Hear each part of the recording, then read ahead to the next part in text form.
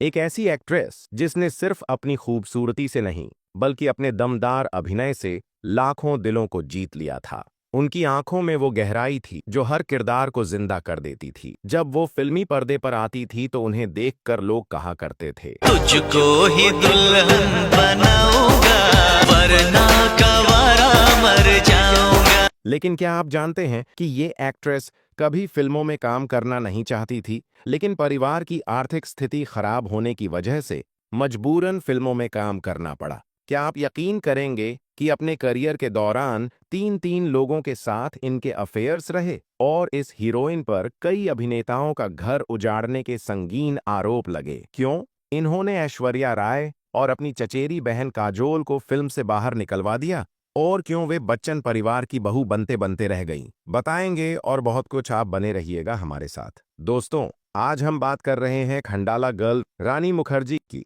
रानी मुखर्जी की biography, filmography, relationship और controversial life के बारे में बात करें इससे पहले जानते हैं कि इन्होंने शुरुआत कहां से की और कैसे इनका फिल्मों में आना हुआ था। रानी मुखर्जी का जन्म 21 मार्च 1978 को मुंबई में हुआ। इनके पिता राम मुखर्जी फिल्माया स्टूडियो के संस्थापक और फिल्म डायरेक्टर थे। इनकी मां कृष्णा मुखर्जी बंगाली प्लेबैक सिंगर हुआ करती थीं।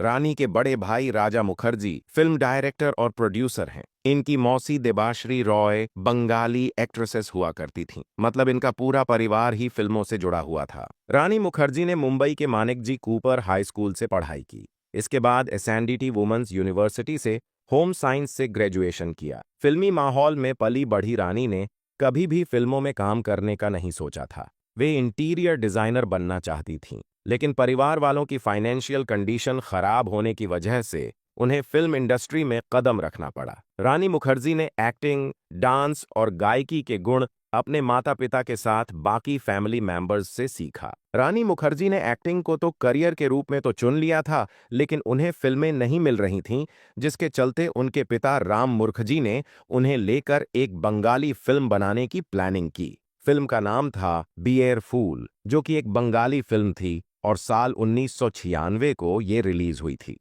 लेकिन ये फिल्म ठंडे बस्ते में जा गिरी और फ्लॉप साबित हुई।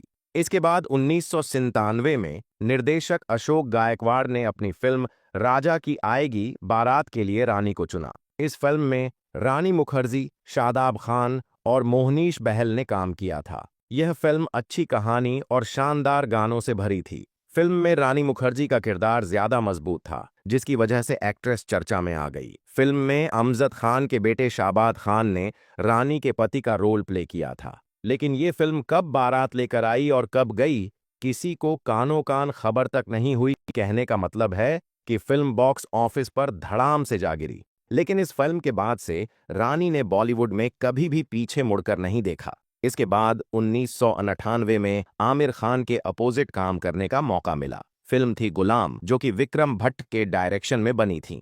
फिल्म रिलीज होते ही सिनेमा घरों में छा गई। इस फिल्म में आमिर खान, रानी मुखर्जी और दीपक तिजोरी ने काम किया था। बहुत कम लोग जानते हैं कि फिल्म गुलाम में उनकी आवाज को मोना घोष ने डब किया था। ये फिल्म हिट रही और इस फिल्म के गाने अति क्या खंडाला ने भारी लोकप्रियता हासिल की और रानी खंडाला गर्ल के नाम से मशहूर हो गई। फिल्म में रानी मुखर्जी का काम यश चोपड़ा के बेटे आदित्य चोपड़ा को पसंद आया। उसी दौरान करण जौहर अपनी डेब्यू फिल्म कुछ कुछ होता है में टीना के रोल के लिए नई लड़की की तलाश कर रहे थे। आदित्य और करण बचपन के दोस्त हैं, तो आदित्य ने करण से कहा कि एक नई लड़की आई है, उसे ट्राई करो, वो एक्टिंग अच्छी करती हैं। आदित्य चोपड़ा के कहने पर करण जौहर ने कुछ कुछ होता है में टीना का रोल रानी को ऑफर कर दिया। फिल्म में उनकी चचेरी बहन काजोल लीड रोल में थीं और रानी का साइड रोल था। लेकिन फिर भी रानी मुखर्जी ने अपने साइड रोल से फिल्म में चार चांद लगा दिए। फिल्म में उनके हीरो शाहरुख खान थे, वही सलमान खान ने इस फिल्म में कैमियो किया था। ये फिल्म ब्लॉकबस्टर साबित हुई। आज भी इसे एक क्लासिक कल्ट फिल्म माना जाता है। इस फिल्म के गाने आज भी काफी मशहूर हैं। तुम पास आए यूं मुस्कुराए, तुमने न जाने क्या सपने दिखाए। फिल्म में बाकी कलाकारों के साथ रानी मुखर्जी को भी इस फिल्म के लिए सर्वश्रेष्ठ सहायक अभिनेत्री का फिल्म फेयर अवार्ड सम्मानित किया गया। इस फिल्म ने रानी मुखर्जी को रातों रात स्टार बना दिया और ये बॉलीवुड की सबसे पॉपुलर एक्ट्रेस बन गई। इसके बाद तो रानी के पास फिल्मों की बरसात हो गई, कई बड़े बजट की फिल्में उनके हाथ आने लगीं। साल 2000 में रानी ने बॉबी देओल के साथ काम किया। फिल्म थी बादल। यह फिल्म बॉक्स ऑफिस पर हिट साबित हुई थी। साल 2000 के दौरान ही रानी ने बिच्छू, हे राम, हर दिल जो प्यार करेगा और कहीं प्यार ना हो जाए जैसी फिल्मों में काम किया। हालांकि बॉक्स ऑफिस पर इन फिल्मों ने कुछ खास प्रदर्शन नहीं किया, लेकिन फिर भी रानी को उनके अभिनय के लिए पसंद किया गया। 2001 में रानी ने चोरी चोरी चुपके चुपके, बस इतना सा ख्वाब है जैसी फिल्मों में काम किया। इनमें से चोरी चोरी चुपके चुपके हिट रही। रानी को भी छोटे छोटे रोल्स होने की वजह से उनके वर्सटाइल एक्टर्स का मौका नहीं मिल रहा था, जिसके चलते रानी मुखर्जी ने फिल्मों से 8 महीने का ब्रेक लिया ताकि वो अच्छी फिल्में चुन सकें। और फाइनली फिर 2002 में रानी को शाद अली निर्देशित फिल्म साथिया में काम करने का मौका मिला। फिल्म में उनके हीरो विवेक ओबेरॉय थे। ये फिल्म रानी के करियर की टर्निंग पॉइंट साबित हुई, जिससे उनका करियर एक बार फिर से ट्रैक पर आ गया। फिल्म साथिया में अच्छे प्रदर्शन के लिए रानी को उस साल सर्वश्रेष्ठ अभिनेत्री का फिल्म फेयर क्रिटिक्स अवार्ड भी मिला। रानी मुखर्जी और ऐश्वर्या राय एक समय बहुत अच्छी दोस्त थीं। रानी मुखर्जी ने ऐश्वर्या राय को अजीज मिर्जा द्वारा निर्देशित फिल्म चलते चलते में रिप्लेस किया था और उन्होंने ऐश्वर्या को इस फिल्म से बाहर निकलवा दिया था, जिससे दोनों की दोस्ती के बीच दरार आ गई थी। चलते चलते फिल्म में रानी मुखर्जी के अपोजिट रोल में शाहरुख खान नजर आए थे। दोनों की ऑन स्क्रीन जोड़ी को बेहद पसंद किया गया था और फिल्म भी सुपरहिट साबित हुई थी। इसके बाद 2004 में आई मणिरत्नम की फिल्म युवा, कुणाल कोहली की हम तुम और यश चोपड़ा की फिल्म वीर जारा में भी रानी के रोल को काफी पसंद किया गया। आज़ादी हर इंसान का पैदाइशी हक है और ये हक दिलाना मेरा फर्ज। अब अपना फर्ज अदा कीजिए और मुझे अपना करने दीजिए। 2005 और 2006 के दौरान रानी की 6 फिल्में रिलीज हुईं, जिसमें 2005 में आई ब्लैक और बंटी और बबली शामिल हैं। फिल्म ब्लैक के लिए रानी को बेस्ट एक्ट्रेस का फिल्म फेयर अवार्ड मिला। वहीं बंटी और बबली हिट रही। 2006 में ही आई कभी अलविदा न कहना में इनका किरदार सबसे ज्यादा शानदार हुआ और ये फिल्म सेमी हिट रही। इसके बाद रानी की प्रमुख फिल्मों की बात करें तो 2009 में आई दिल बोले हडियप्पा, 2011 में I know one killed, Jessica, 2012 में तलाश, 2014 में मर्दानी, 2018 में हिचकी, 2019 में मर्दानी 2, जिसमें रानी की ज्यादातर हिट और शानदार फिल्में रहीं और उनकी भी खूब तारीफ हुई। इसके बाद 2021 में रानी एक बार फिर से बंटी और बबली के सीक्वल 2 में नजर आई, लेकिन बंटी और बबली के मुकाबले ये फिल्म बॉक्स ऑफिस पर बुरी तरह से पिट गई। जल्द ही एक्ट्रेस रानी मुखर्जी अपनी बहुप्रतीक्षित फिल्म मर्दानी 3 में दिखाई देने वाली है। ये फिल्म 2026 में सिनेमाघरों में रिलीज होगी। अब बात करते हैं इनके अफेयर्स की। रानी मुखर्जी का अफेयर सबसे पहले गोविंदा के साथ चला। जब रानी मुखर्जी ने गोविंदा के साथ पहली फिल्म हद कर दी आपने की, तो यहीं से उनके और गोविंदा के बीच अफेयर के चर्चे शुरू हो गए। इस फिल्म में काम करने के दौरान रानी और गोविंदा दोनों एक दूसरे के करीब आ गए। रानी गोविंदा की एक्टिंग पर तो फिदा थी ही, साथ ही उनका दिल गोविंदा के बिहेवियर पर भी आ गया। इससे रानी उनकी तरफ अट्रैक्ट होने लगी। शादीशुदा गोविंदा भी रानी की खूबसूरती और जवानी पर फिसल गया। यहाँ तक कि गोविंदा रानी मुखर्जी का नाम कई प्रोड्यूसर और डायरेक्टर के सामने रिकमेंड करने लगे थे। मीडिया रिपोर्ट्स की माने तो एक्टर गोविंदा कुछ समय के लिए अपना घर छोड़कर रानी मुखर्जी के साथ रहने लगे थे।